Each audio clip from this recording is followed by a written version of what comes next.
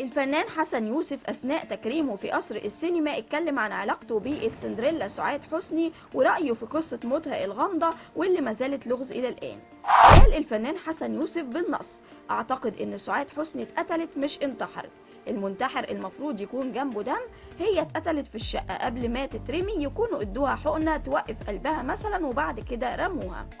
ردت جنجا شقيقة الفنانة الراحلة سعاد حسني على تصريحات الفنان حسن يوسف، قالت إن الفنان حسن يوسف بعد وفاة السندريلا قال إنها انتحرت، قال الكلام ده خوف من صفوة الشريف اللي اتهم بقتلها وقتها.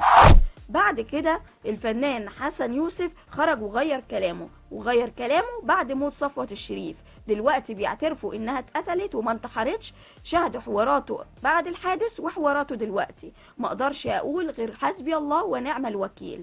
حسن يوسف حسابه عند المولى عز وجل، وكل من اغتاب سعاد حسني وقال عنها شيء سيء هيكون في قصاص بينهم يوم الموقف العظيم.